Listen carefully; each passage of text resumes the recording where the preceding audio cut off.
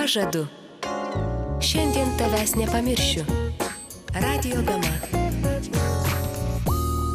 99 FM. Eko vizija. Laida už A su 2 pliusais.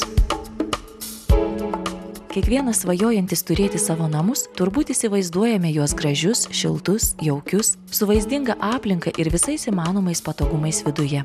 Namus, kuriuose gera gyventi jūsų šeimai, kuriuose malonu priimti svečią. Vasara geriausias metas ne tik atostogauti, bet ir pirkti būstą.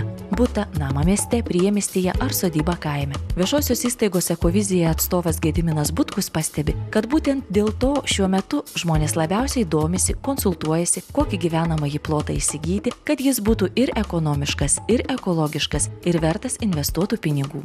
Kaip tik ypatingai dėl pastarojo dalyko, pinigų, prieš perkant, kaip liaudis sako, reikėtų 9 kartus pamatuoti ir tik 10-ąjį atverti piniginę ir naujo būsto duris. Deja, dažnas šiandien iki tų 9 dar nesuskaičiuoja. Skirtingai nei pirkdami automobilį, namus perka skubotai, vadovaujasi emocijomis, o vėliau nukenčia, pasakoja Gediminas. Kai žmogus perka mašiną, tai važiuoja į servizą, tikrina ratus, mašinos kaina ten 5-10 tūkstančių, jisai ten sumoka vos ne iki 1000 litų už techninę analizę tam, kad nusipirkti gerą daiktą. Pirkdamas namą, butą, sodybą, jisai atsiremia į žemiausią paslaugos kainą, eina pats su žmona, su vaikais pasirinka butą, nesisamdo jokių ekspertų, ateina, nusiperka, ateina pirma žiema, didžiulis sąskaitos už šildymą, vėjas, blogi langai, duris, šaltos grindys, šaltas stogas, tada kviečia ekspertus, nustatomos daug broko, o žmogus jų niekur negali pakeisti. Na, būstą perkam ko gero rečiau nei mašiną, dėl to ir informacijos stokojam. Tad Gediminai, jūs kaip specialistas, patarkit, ką reikėtų žinoti, į ką pasiūlytumėte atkreipti dėmesį, kad tie namai, kuriuose nusipirkę gyvensim, būtų arčiausiai mūsų vizijos ir svajonių. Žmogus pirkdamas namą turi, kaip sakant, turėti viziją, koks yra dabartinis statybinis stovis, kas liečia ekologiškumą, ekonomiškumą, kaip tas namas atrodys po 20, po 30 metų, ar tie mano pinigai nenuvertės. Tiems, kas nori įsigyti namus, siūlyčiau atkreipti dėmesį į tokius pagrindinius reikalavimus. Tai visų pirma, paprašyčiau, kad užsakovas pateiktų pastato energinio naudingumo sertifikatą, kuriame nurodoma, kokios klasės yra namas A, B, C, D ar žemesnės. Ten apačioje yra parašyta, kiek tas namas suvartoja kilovatvalandžių. Labai paprasta pasidauginti iš bendro ploto ir padauginti iš šilumos kainos. Antras variantas, perkantiems namą ar butą, pažiūrėti, ar jis yra tikrai sandarus, kokybiškas, pasidaryti sandarumo testą, pasidaryti aplinkos parametrų testą, pasimatuoti triukšmo lygį, pasižiūrėti, kokie langai, ar selektyvas. Šitie visi matavimai, kuriuos atlieka Lietuvos įmonės, nėra itin brangus, sudaro ten 0,5% bendro turto vertės, bet jūs turėsite tikrą bendrą vaizdą, kokius namą įsigijat ir kokį namą po to jums teks eksploatuoti. Ir dar porą patarimų perkantiems būstą žiemą.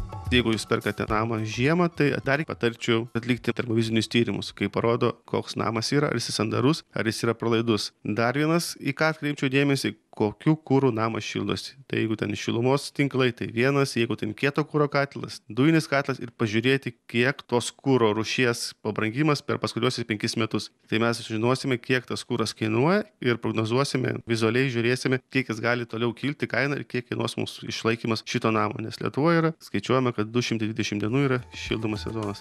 Skirtingai nuo skandinavų ar vokiečių, taip atsakingai pirkti namus pas mus dar neįprasta. Tad kokios pardavėjų reakcijos šiandien galima tikėtis, pasiteiravus tokios išsamios informacijos apie parduodamo pastato būklę? Kokia yra realybė? Šiandienai mes bijom kartais užklausti užsakovą, kuris pardavinėja mums nekilnojamą turtą ir negi jie kartais supyksta, kad mes paprašom vienokio ir kitokio dokumento, koks tas namas, kokios yra būklės, kaip jis atrodo ir ką aš gaunu. Mes dažniausiai perkam katę maiše, mums gražiai nuglosto pardavėjas, o po to ateinantį pirmą žiemą parodo, kad mes iš tikrųjų turim namą nesandarų, nekokybišką, jį po to parduoti būna labai sunku. Pradėkim nuo savęs ir rodykim pavyzdį kitiems. Pradėkim nuo savęs. Dažniau prauskimės duše nei vonioje, nes vandens suvartojimas sumažės 5, o gal net 7 kartus. Kol kas iki šeštadienio ryto 9:15 minučių.